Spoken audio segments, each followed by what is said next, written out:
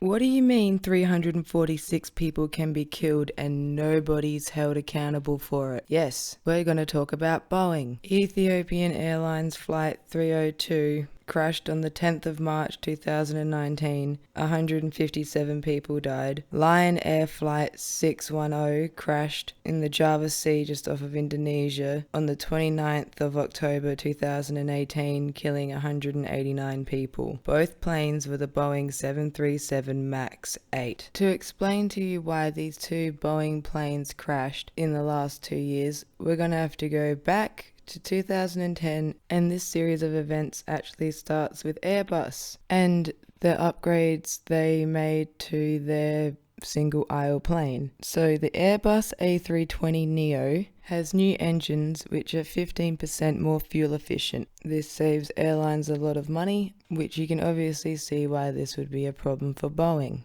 So in response, Boeing announces upgrades to their single-aisle plane, the 737, and that's how we got the 737 MAX.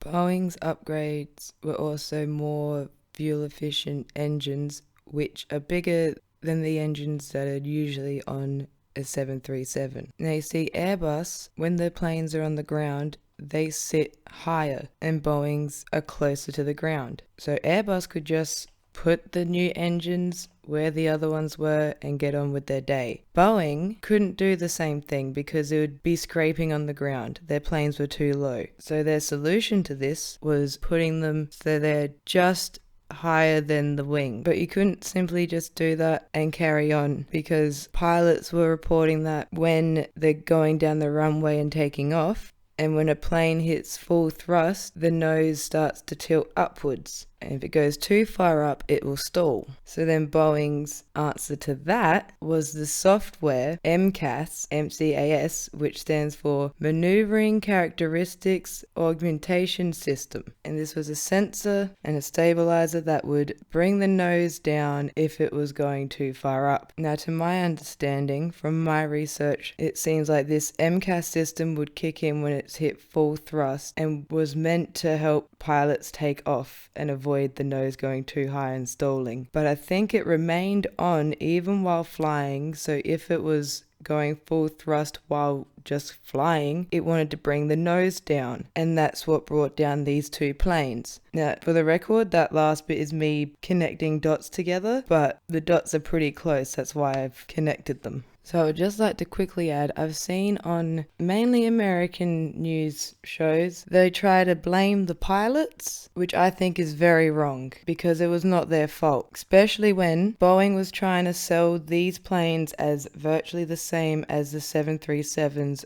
in the sense where a pilot could just walk on and pretty much fly it just like the other one. Like, the pilots only got a 2-hour iPad course for training for these planes, which didn't even mention the software. So keep that in mind while watching this little example I stumbled across, which is from the 31st of January 2020. Mr. Calhoun brought up inexperienced pilots when talking about the MCAS system. That is not something that we're going to accept. That MCAS was poorly designed, and it was the automation system that contributed to these crashes. Right, That's the end of that story. It was the pilots not turning off the automation that was the problem, but it was the automation that began the problem. Yes, ma'am.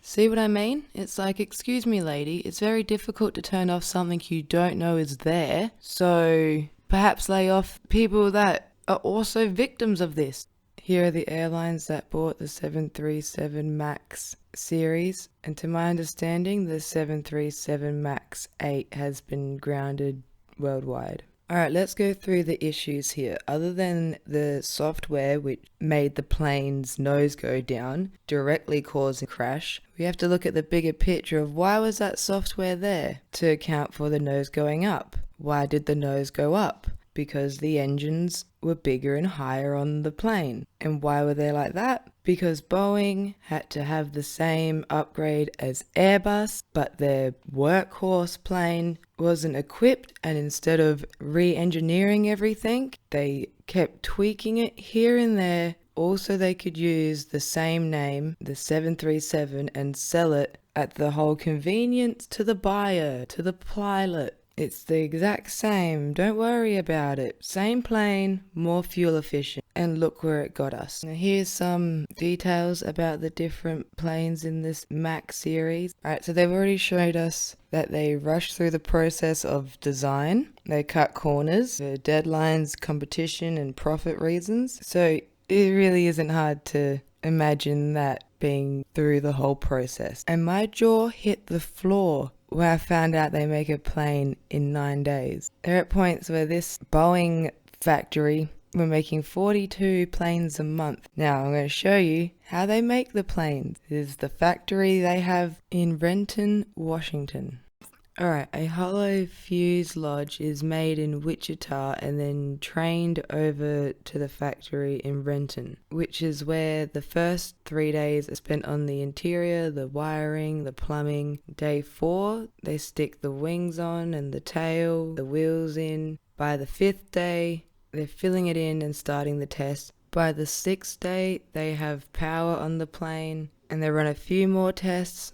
Day 7 and 8, finishing touches for it to be out of there by day 9. Alright, and now I have a clip to show you from ABC Australia where they have a former Boeing manager who's essentially the whistleblower. And I think he does a good job at shedding light on how the whole process, the whole system was flawed and that profits were put ahead of people's safety. Pressure on like engineers to get the plane designed and pilots, test pilots to get the plane flight tested.